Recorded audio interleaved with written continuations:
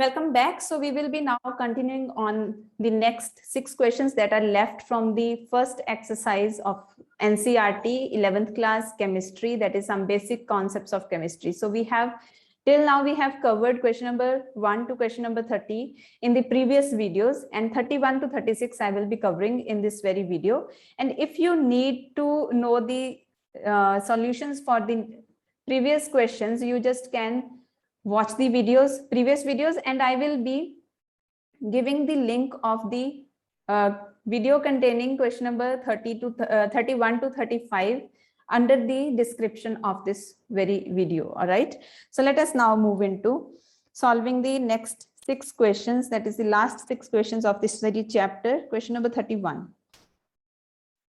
Question number 31. All right, so question number 31 says how many significant figures should be present in the answers of the following calculations?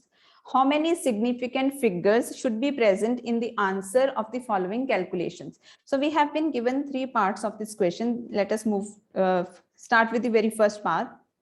It is 0.02856 multiplied by 298.15 multiplied by 0.112 upon 0.5785. Now, if you know the rules for making the calculations using significant figures, here in this very particular question, 2 operations are being done. One is multiplication and the second one is division. Okay, during the multiplication and division using significant figures, we need to report the answer up to the number of significant figures,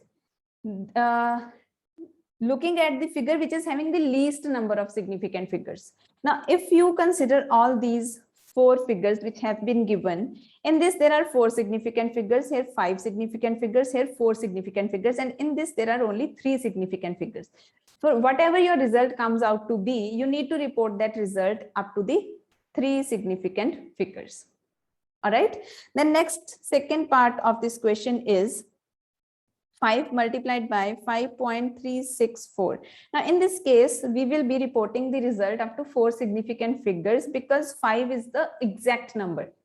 So when we have an exact number, we will not be taking that, because if we see the rules according to that, we need to look for the figure which is having least number of significant figures, because now this is an exact number. In exact numbers, if I write 0.000, as many number of zeros I can just write. So infinite significant figures will be there. So here we will be considering this figure. So up to 4 significant figures, we will be writing the answer. Okay. Then the third one is 0.0125 plus 0.7864 plus 0.0215. Now, first of all, let us add these all up. I'm using my calculator to do this. 0.125 plus 0.7864 plus 0.215. Okay. So the answer is coming out to be equal to 0.8204. Now, when we are adding or subtracting, what we need to see is we need to see the figures which are getting added or subtracted up to how much, up to which decimal place the value has been given. And we need to select that value which is up to the least number of decimal places. Now, if you see all these 3, they are all up to the 4th decimal place. So this will be the result, because there is no value with 3 decimal place, with no value with 5 decimal place. So the one with having the least number of decimal places in the value, that will be considered, and answer will be reported up to only those number of decimal places. So here it will be up to 4. Okay. Now let us move into question number 32. Using the data given in the following table, calculate the molar mass of naturally occurring argon isotopes. Calculate the molar mass of naturally occurring argon isotopes. Okay, we have been given values isotopic molar masses have been given and abundance has been given. So for this, you just need to write the molar mass will be equal to isotopic molar mass abundance multiplied by the isotopic molar mass. So isotopic molar mass for the isotope argon 36 with abundance 0.337% is 35.96755. For the next one, the abundance is 0.063 multiplied by the molar mass, isotopic molar mass is 37.96272 plus 99.600 multiplied by 39.9624. Okay, divided by 100. So whatever is the answer, that will be the answer to your question. It will be in gram per mole. Gram per mole. So hope you can just make the calculations and get the answer for this very question. And I am now moving into question number 33. Question number 33.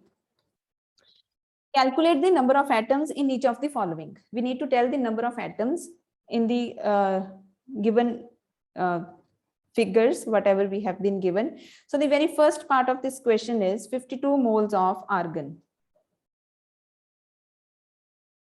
So 1 mole of argon is equal to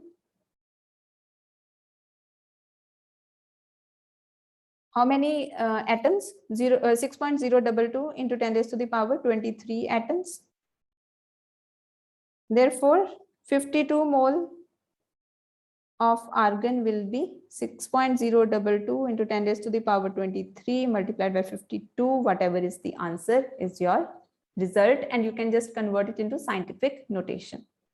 Okay, let us now move into the second part. Second part of the question is 52 U of helium. 52 U. U means atomic mass unit. Now, if you say 4U, 4U of helium, that is 4 atomic mass unit of helium contains how many atoms? 1 atom.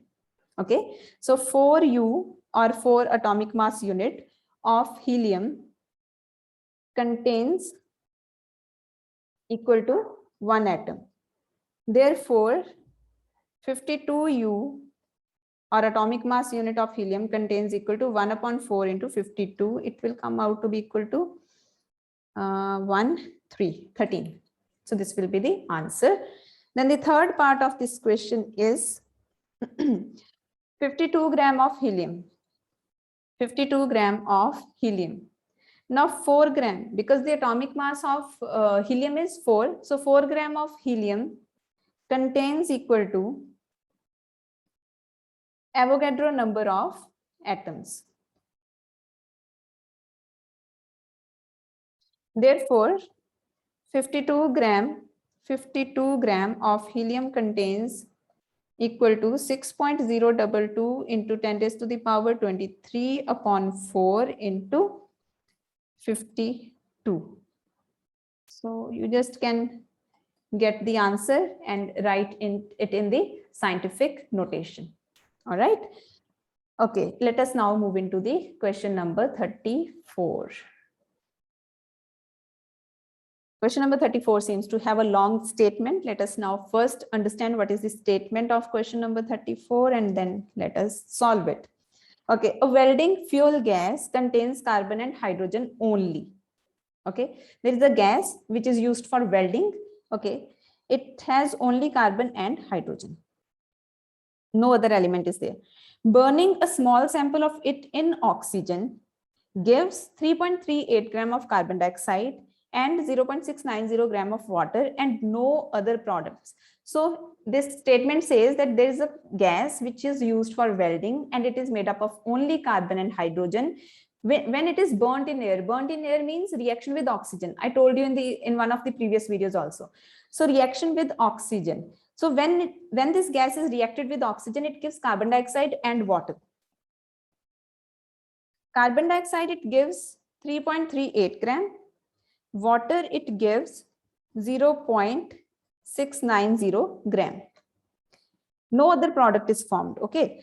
A volume of 10.0 liter measured at STP, STP is standard temperature and pressure, of this welding gas is found to weigh 11.6 gram. Okay, 10.0 liter of gas at STP weighs equal to 11.6 gram. Okay, this all has been given.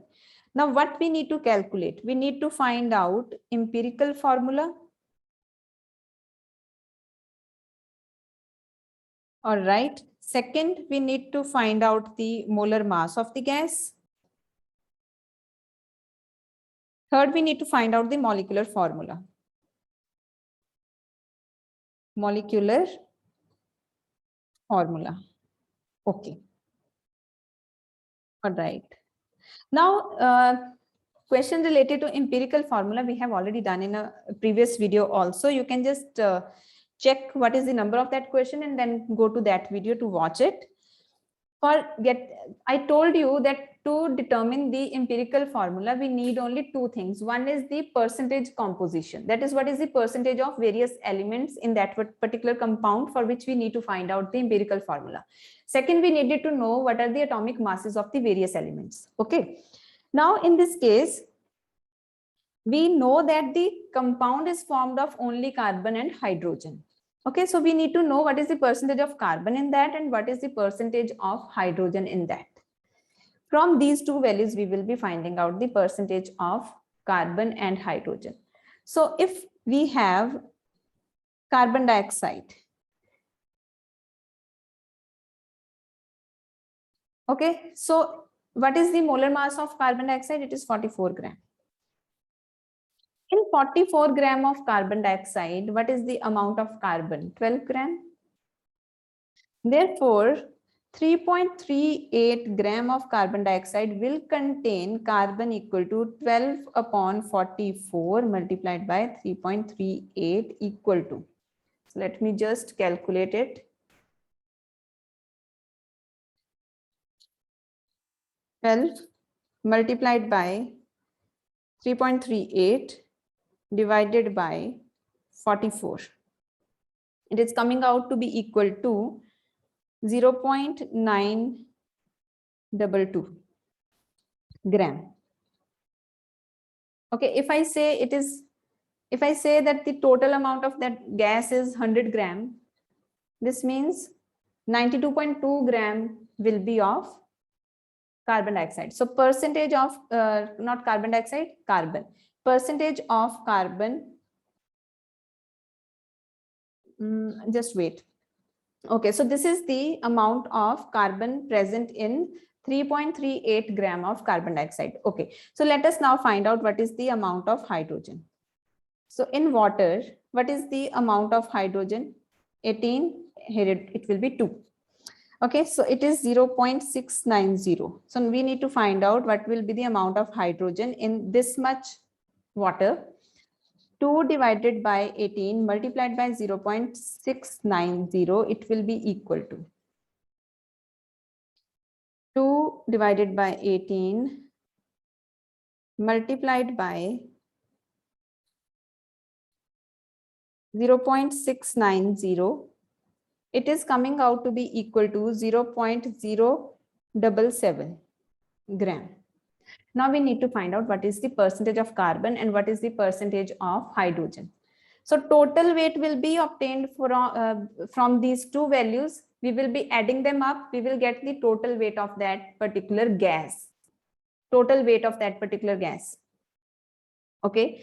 So now percentage of carbon will be equal to 0.922 upon 0.922 plus 0.077. Okay, so let us now find it out. 0.922. Okay, I'm just calculating. You can just make your own calculations. Okay, 0.922 divided by 0.999 equal to It is coming out to be equal to 0.922, or you can take 3. So this means it multiplied by 100, so it will be equal to 92.3%. So 92.3% is carbon. Percentage of hydrogen, you can just find out directly by subtracting it from 100. So it will be equal to 92.3. 100 minus 92.3, you just can calculate. It is coming out to be equal to 7.7%. So we have got the values for the percentages of carbon and hydrogen. So 7.7% and 92.3%. So I'm just clearing my screen off. 92.3% and 7.7%. So carbon, we calculated 92.3%. Hydrogen, we have calculated 7.7%. Now we know the atomic masses, we have calculated the percentages, we can find out the empirical formula. So for empirical formula, I told you that we need to draw a table. Here we will be writing the element. It is carbon, hydrogen, atomic masses. Atomic masses. So carbon, it is 12. For hydrogen, it is 1. Then we need to write the percentage composition. Carbon is 92.3% and hydrogen is 7.7%. After that, we need to find out the number of moles. So 92.3 divided by 12, 7.7 divided by 1. So 92.3 divided by 12, it is coming out to be equal to 7.7. This is also coming out to be equal to 7.7. This means then we need to find out the molar ratio. So in the molar ratio, what we do is we divide all the values with the least value, that is the smallest value, but here the values are coming out to be equal. So 7.7 divided by 7.7, 7.7 divided by 7.7, it is coming out to be equal to 1. So this is the molar ratio. So this means if we consider the empirical formula of that very compound, it will be 1 carbon, 1 hydrogen. So CH will be the empirical formula.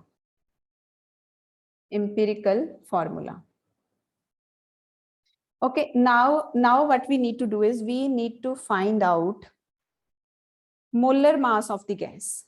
Okay, molar mass of the gas. So we have been given that the 10.0 liter of gas at STP weighs equal to 11.6 gram. Therefore, 22.4 liter, because 22.4 liter is the volume of a gas, or volume of 1 mole of a gas at STP.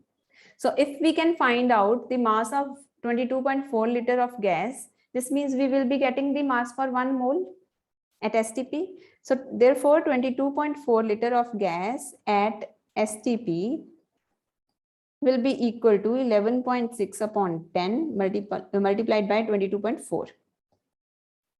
11.6 multiplied by 22.4 divided by 10. It is coming out to be equal to 25.9. I'm taking it 26 gram. So this is the molar mass. Okay. Now the third part is we need to find out the molecular formula. So for getting the molecular formula, we need to understand this. So molecular formula is equal to N into empirical formula.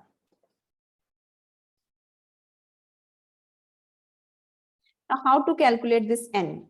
N is equal to molecular mass upon empirical formula mass.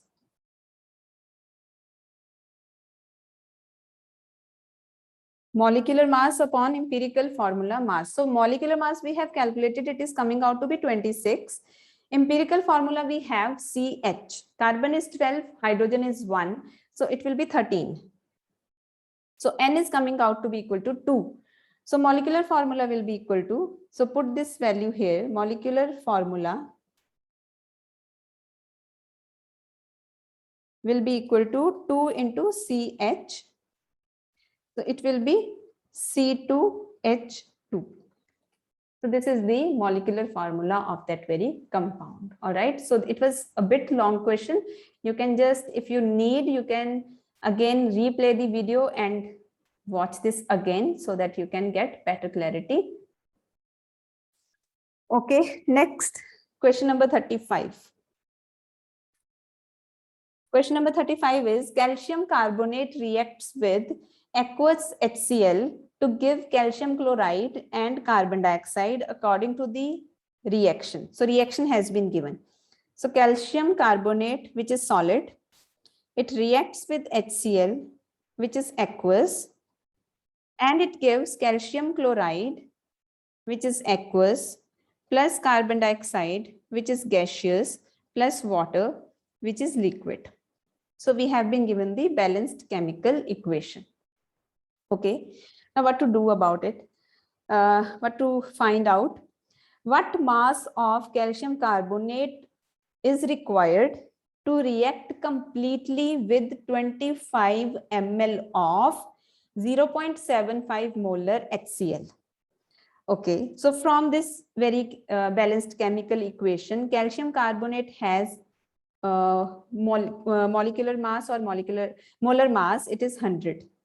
So this means 100 gram of calcium carbonate is reacting with HCl. So the molecular formula for HCl is, the molecular mass of HCl is 36.5. So it is 2 HCl.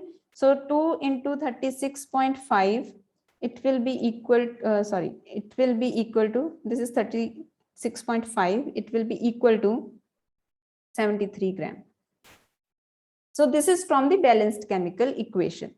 Next is we need to find out this, and this has been given. HCl has been given that we are using 25 ml of 0.75 molar HCl.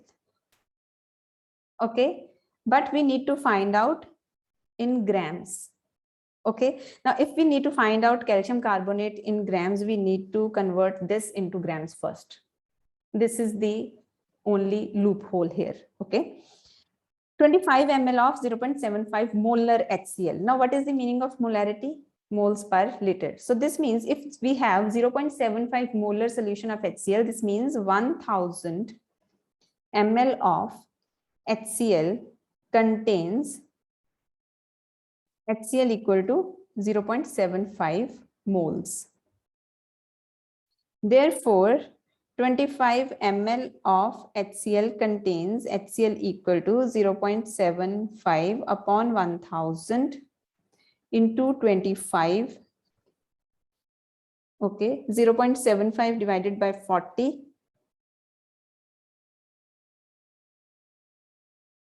Okay, this is coming out to be equal to 0.01875 moles.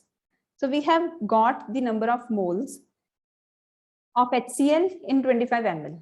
Now we will convert this into grams. Okay, so mass of 1 mole HCl is equal to 36.5 gram. Therefore, mass of 0.0187 mole HCl will be equal to 36.5 multiplied by 0.0187. It will be equal to 36.5. It is coming out to be equal to 0.68. Just let me check it once more. 36.5 multiplied by 0.01875 equal to, okay, 0.68. So this is the grams. So we have these many grams. So we can just put here, we have 0.68 gram of HCl. Now we can find out how much calcium carbonate is required to react with 0.68 gram of HCl.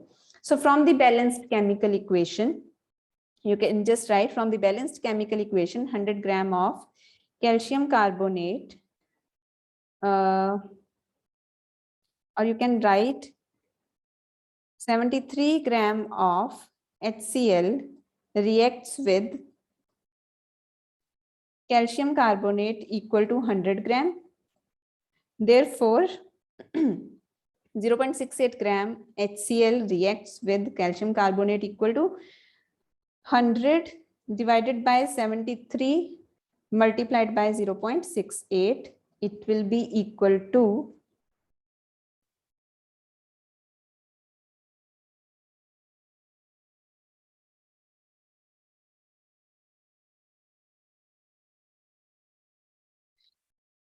0.93 grams. So this is your answer. So we need 0.93 gram of calcium carbonate to react with 25 ml of 0.75 molar HCl. All right. So we just need to find out what we have been asked and how we can get that. Okay. So questions are not that tough. They are sometimes twisted.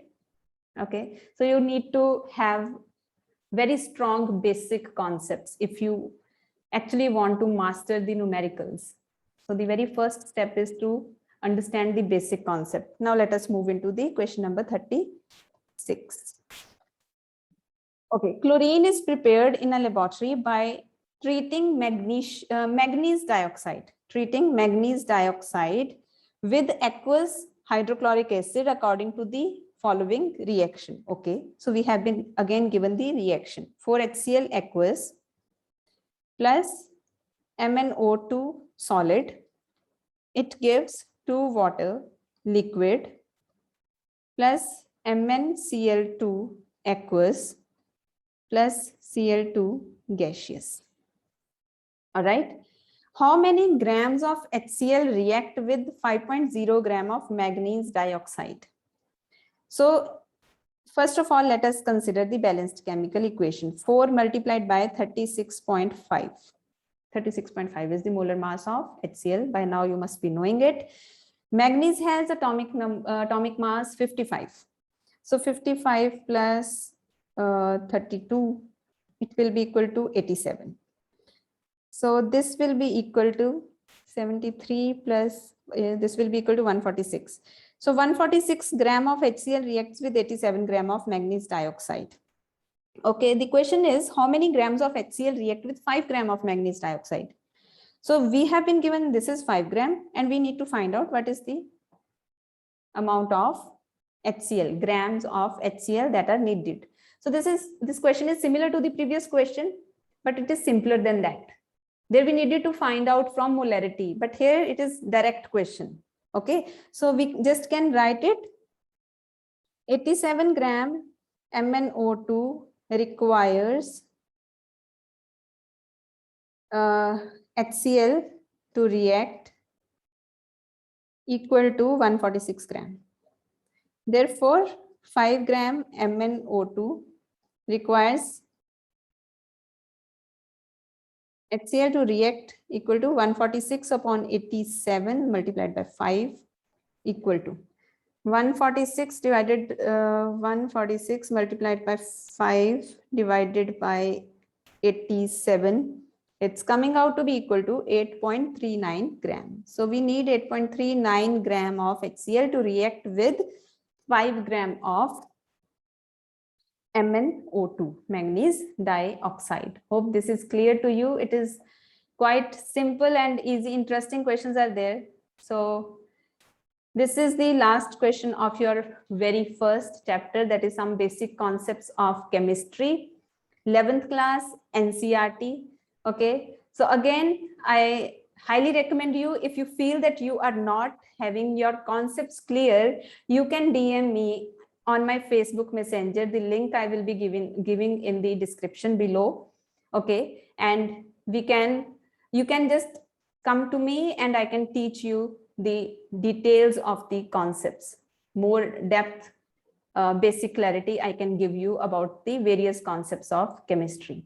All right, and this is only for 11th and 12th class science students. Thank you very much, and I will be continuing these videos. I will be moving to the next chapter in the next video. See you there.